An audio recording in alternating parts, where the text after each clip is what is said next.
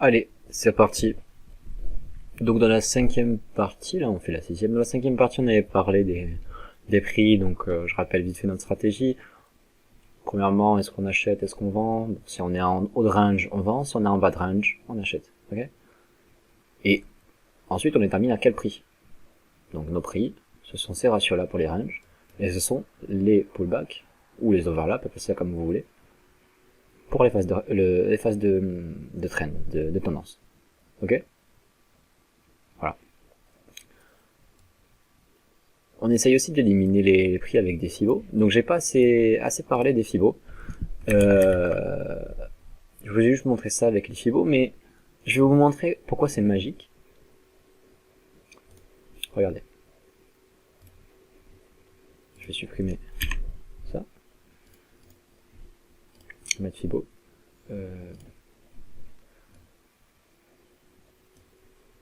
Regardez. Ici c'est la zone sur laquelle on a stagné. Ici c'est la zone sur laquelle on s'est arrêté. Là on l'a pas touché, mais on s'est arrêté ici. Ouais. Et ici ça servait à rien. Ok. Vous avez vu comme c'est fort? On va prendre une autre partie, je sais pas, aléatoire, hein, ça fonctionne tout le temps. Enfin tout le temps. Je veux dire, on s'arrête souvent sur des niveaux Fibo. Regardez, je prends ici. Je monte jusqu'à la phase de hausse. Regardez, ici là. On s'est arrêté pile sur le niveau Fibo. Vous voyez? C'est dingue, hein? Regardez ici. La mèche. On va essayer de prendre un autre exemple. Allez, là. Alors, on va prendre les mains pour que ça soit plus correct, plus précis.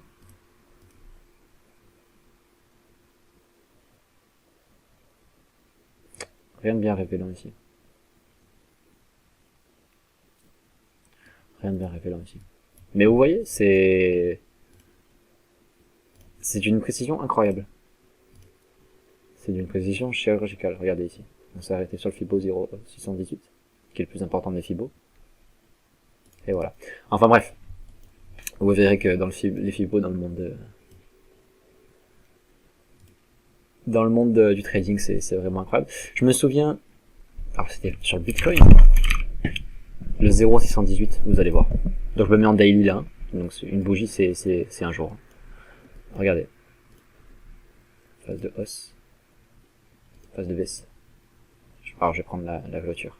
Parce que les mèches, là on était en bulle, donc les mèches c'est des excès, c'est pas... Voilà, c'est la clôture qui est importante. Regardez ça. On s'arrête sur le 0,382. Vous avez vu comme c'est fou? Je vais faire pareil ici. Regardez où est-ce qu'on s'arrête. Regardez où est-ce qu'on fait notre clôture. C'est zoom. Vous voyez? On a retracé 382, donc 61 parce que c'est... Normalement faut le reverse. Hein. Faudrait le mettre comme ça. Reverse, voilà. On a retracé 61,8% de la phase corrective avant de rentamer la baisse. C'est dingue, hein? Bref. Donc ça, voilà, c'était la petite anecdote pour les Fibos. Alors, je voulais aussi revenir sur quelque chose, c'était les breakouts. Je vous l'ai dit, les breakouts, c'est très important. On va revenir sur notre... je crois que c'était l'Ethereum. Ouais, ici. C'était l'Ether, on était en 1 heure, c'était pas trop mal, et on avait une phrase de breakout. Alors, des breakouts, il y en a partout, mais...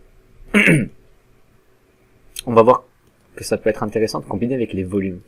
Alors en fait, qu'est-ce que c'est les volumes? Donc c'est le vol ici en TradingView. Les volumes, ça correspond tout simplement à la quantité vendue ou achetée. Donc par exemple, quand c'est vert, ah oui c'est vert, c'est qu'on a une bougie verte ici. Il y a eu un volume monstre. Grand volume. D'accord? Voilà. Et le courbe que vous voyez ici, c'est tout simplement une moyenne. Vous voyez sur 20 périodes, voilà. Donc on prend les 20 dernières bougies de volume, on en fait une moyenne. Et voilà, ça nous permet de déterminer de façon binaire si le volume était conséquent ou pas. Si on vous demande est-ce que le volume était conséquent, ouais, supérieur à la moyenne 20, conséquent sinon, pas vraiment. Okay. Et en fait, c'est bien de combiner ça avec les volumes, pardon, avec les breakouts, parce que en phase de breakout, on a toujours un pic de volume. Ok. Je vous ai dit, un breakout, ça peut être un fake out. C'est-à-dire quand on fait, on prend le petit pinceau, hop, on a notre prix, etc. il redescend, ok, donc on est en face de rien, j'en descends. On essaye de breaker cette zone-là. On break, nice, ok. On fait pullback, et qui vous dit que c'est pas un fake out pour réintégrer. Alors il y a deux moyens de savoir, déjà c'est si on fait ça, et qu'on redescend une ou deux bougies après, soit c'est que... alors il y a deux possibilités, soit on réintègre, et c'était un fake out, c'est 80% du temps, soit on repart directement à la hausse, et c'est comme ça que ça se passe. Ok. Mais généralement 80% du temps, quand on revient, une ou deux bougies après, c'est que c'est un fake out, et on va réintégrer le range ici. Ok. C'est juste pour piéger les cons. Alors derrière, il y a des... alors c'est pour piéger les cons, mais derrière, il y a des principes de liquidité. Ça c'est pour les market makers, etc. C'est pas du level débutant. Je pense qu'il y a déjà suffisamment de choses à apprendre. Mais si jamais vous voulez des vidéos sur toutes les questions, je suis prêt à faire des vidéos sur tout. Ça m'amuse. J'aime bien enseigner, donc voilà. Faites-moi en part si vous voulez que je vous explique un petit peu pourquoi. Voilà, pourquoi on mange ce genre de bougie là, vous voyez, par exemple, c'est deux mèches. On a une mèche, hop, on pourrait croire que ça va retomber. Eh ben non, on va passer du temps ici, on va combler cette mèche là, avant de redescendre. Okay. Et c'est pareil pour tout, regardez. Mèche ici, généralement on la mange. Ok. Regardez ici. Hop, on l'a mangé en étant ici, on y a laissé du volume. Et pareil ici, on y a laissé du volume ici.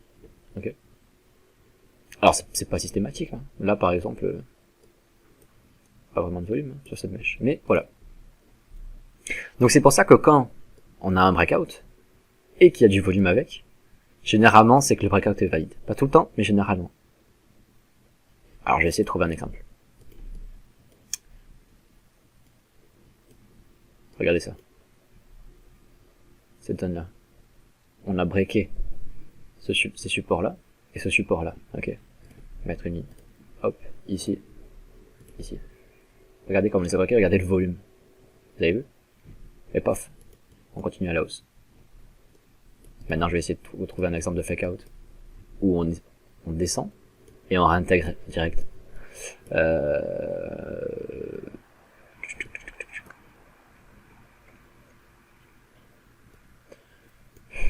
Où est-ce que je peux trouver ça? Là ça a fonctionné. Bon, j'en trouve pas. On va pas perdre de temps non plus. On va pas perdre de temps, mais voilà, vous avez compris le principe. Quand il y a du volume, c'est bon signe pour le regarder. Ok? J'ai déjà passé suffisamment de temps. Donc, on va passer à la dernière étape. Pardon, l'avant-dernière étape. Il s'agit de l'étape du signal. Alors, et c'est là où on rentre dans encore plus technique. Rappelez-vous, je vous ai appelé des divergences. Je vous ai dit, c'est quoi une tendance? C'est un range, un breakout, un pullback. Ensuite, on a notre tendance, donc la montée des prix, et on a une divergence. Alors, je vais essayer de retrouver cette fameuse tendance. Il y en a des milliards, mais flemme de chercher. Ouais, je crois que c'était ça, ce truc-là. Ouais. Probablement. Bon, bref. Donc, je vous ai dit, une phase de divergence. Alors, comment on détecte une divergence? On les détecte avec un RSI. Alors, pas forcément les RSI. On les détecte avec des indicateurs. En fait, ces indicateurs, ce sont des dérivés de prix. C'est-à-dire qu'ils se basent, ils se calculent. Donc, par exemple, là, on voit, là, c'était par exemple à 50. Ce 50, comment on l'obtient? On prend le prix, on applique une formule mathématique dessus, et on obtient ce point-là. Ok? Mais ce point-là, il s'agit en fait tout simplement d'une dérivée du prix. C'est-à-dire que on calcule la force du prix par rapport à l'histoire du cours. Je prends un exemple, regardez. Là, donc ça c'est moi qui code ce truc, c'est très simple, un RSI, vous pouvez voir la formule sur Wikipédia, c'est pas utilisé qu'en finance. Ça veut dire Relative Straight Index, donc force relative de... index de force relative. En gros, qu'est-ce qu'on fait? On prend une certaine valeur, donc par exemple les 4 dernières bougies, là, on prend les 14 dernières bougies, et on regarde notre bougie actuelle, la force qu'elle a, par rapport aux 14 dernières bougies. Okay, et ça nous permet de voir la force du cours actuel. Donc ça nous permet de déterminer la force vendeuse ou la force acheteuse. Oups, oh là là. Voilà. Alors qu'est-ce qu'une divergence? Une divergence, il y en a partout. Alors au début, c'est pas facile à repérer. mais il va falloir s'y faire. Il y en a un petit peu partout. Une divergence, c'est quand le court fait un plus bas et l'oscillateur, donc là notre RSI, fait un plus haut. Je vais essayer de trouver un exemple. Peut-être là. Non? Là.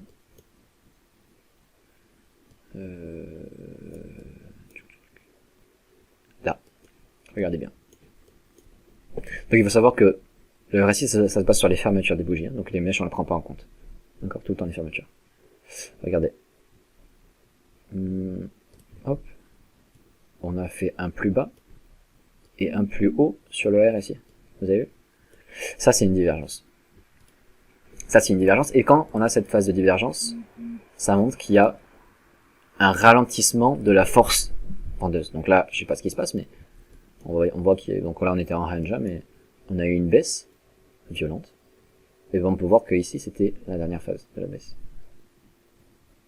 On a continué un petit peu à baisser, beaucoup moins violemment qu'ici, parce qu'on commence à avoir des divergences, donc une baisse de la force vendeuse. Et on a commencé à remonter. Ok.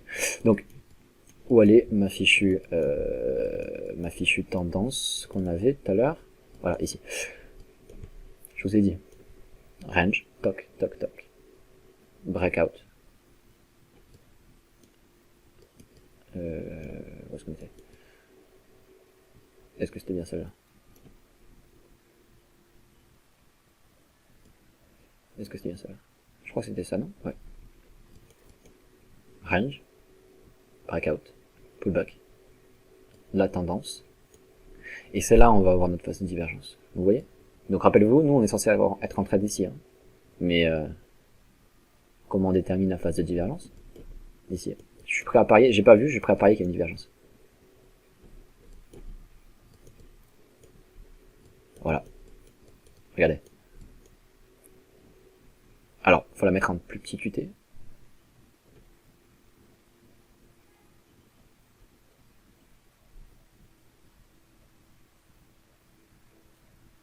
Regardez ici.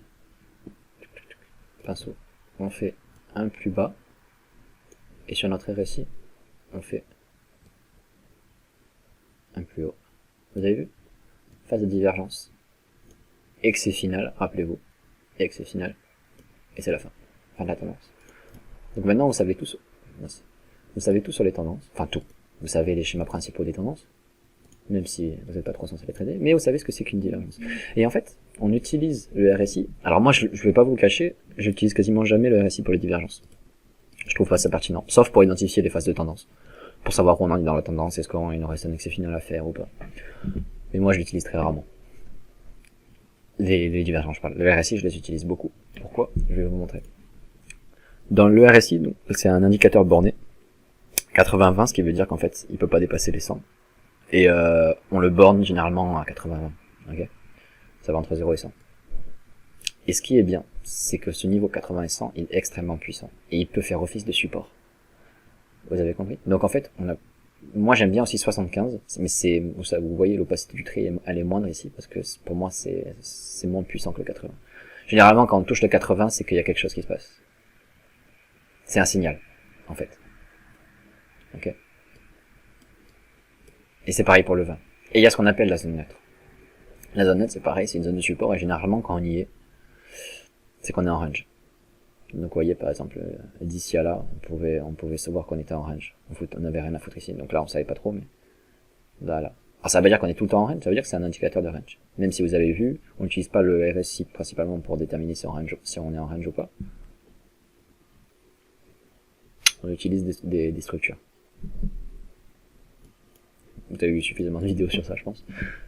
Donc voilà à quoi sert le RSI. Et en fait, pourquoi est-ce qu'elle fait partie de la catégorie signal? Alors, rappelez-vous, est-ce que je vends, est-ce que j'achète? J'achète, ok. Parce qu'on est dans le haut du range, par exemple. Ok. Où est-ce que j'achète? Où est-ce que je vends? C'est la deuxième phase, c'est les prix. Ok, on essaye de trouver notre avantage statistique. Et on prend des prix qui sont très peu touchés. D'accord? Ça, c'est la deuxième phase. Et la troisième phase, c'est le signal. C'est celle qui... C'est la cerise sur le gâteau. c'est celle qui, lorsqu'elle va apparaître, va vous dire si tu as rempli les 2 premières conditions, si tu es au prix qui nous intéresse, et si tu as trouvé quoi faire, si tu sais vendre, si tu veux vendre ou acheter, fais-le. Voilà, c'est ça en fait. Si tu as le signal, t'y vas. Regardez. On touche les 75, paf, on descend. Vous avez vu? On touche les 20. Alors ça n'a pas remonté, parce que c'est un indicateur de force. Mais ça permet de limiter notre risque. Là, je sais pas si c'est un niveau intéressant. Peut-être que c'est pas un niveau intéressant, donc je serais pas rentré. Vous comprenez?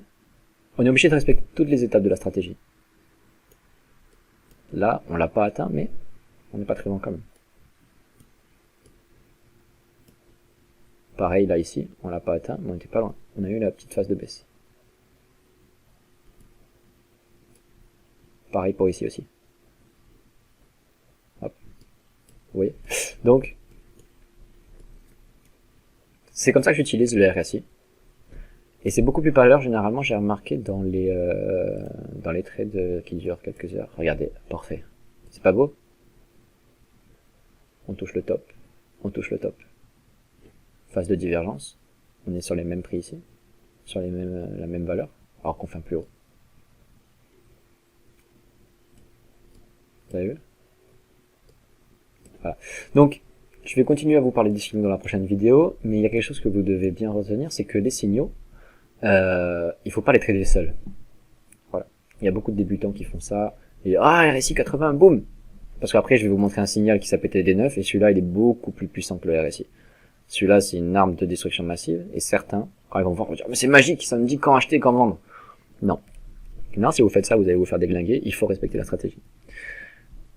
Donc, on se retrouve pour la prochaine vidéo. Et je suis désolé si je me suis un petit peu étayé sur beaucoup de choses. La vidéo fait déjà 17 minutes.